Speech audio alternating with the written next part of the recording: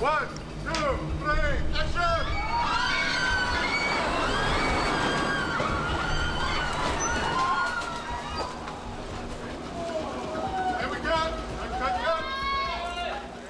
Directing the season finale to House there's a lot of expectation that it's going to be something exciting. I think the audience has a certain desire to see something they wouldn't be expecting in the regular season. I think we all, as a team, have discovered that we're all happiest when it is ambitious. Succeed or fail, you know, we want to sort of give it our all and change things up at some times. So the season finale and like the episode that precedes it, the two-parter, is a little bit different.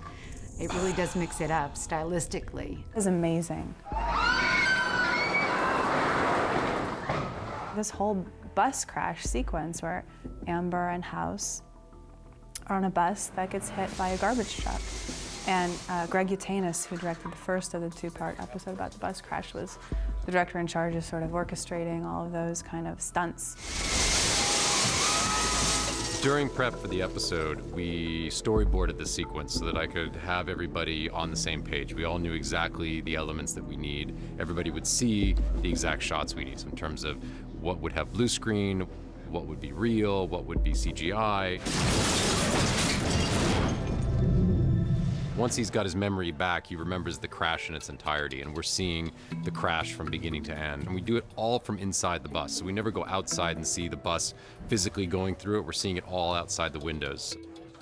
And so there was a bus that was built on a sort of gadget for the whole bus to flip over. I think like all 360 degrees. Which is basically the back half of the bus put inside of a gimbal that will spin it upside down or side to side and can go any direction, so depending on what our needs are.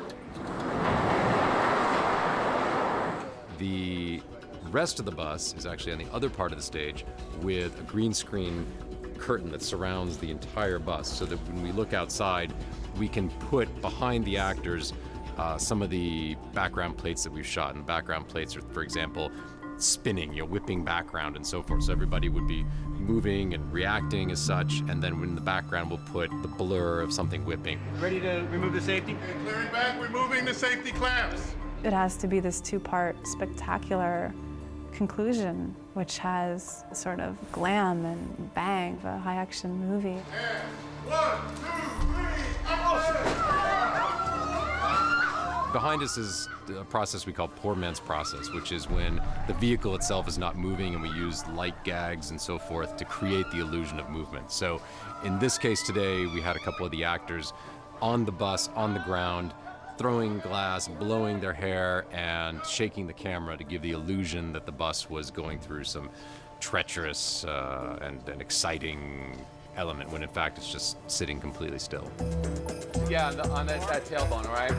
Okay, great, thanks. Jim, our stunt coordinator, is crucial to this sequence. My job is to make sure that the action on the show looks as great as it can possibly look while keeping everybody as safe as possible. So Jim, we can go through the boards. We can talk about exactly what we're going to need stunt people for. And the way we do it is we do it in pieces. Because there's two sections to the bus, there's the right and the left section as far as the seats go.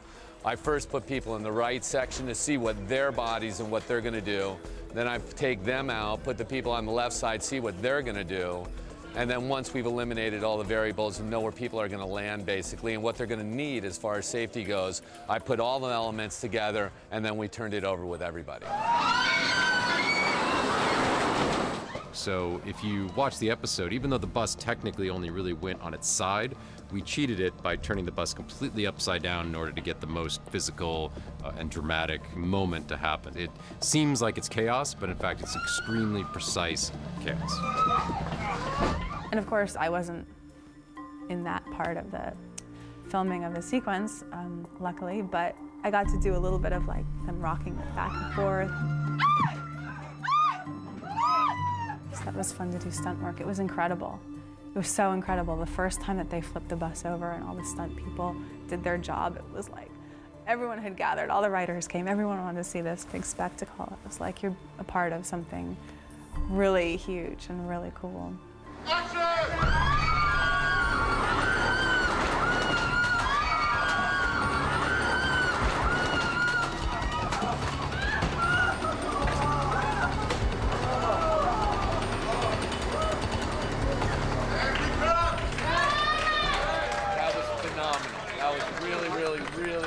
It actually was fantastic to be able to accomplish exactly what we set out to do. Everybody went full bore as to how can we make this extremely exciting, because it affects our main character so much. It isn't just a teaser with people we don't know yet. It's our main character in a horrific situation. So we have to really feel like we're with him and experience this accident with him. So it went great today. I was really, really happy.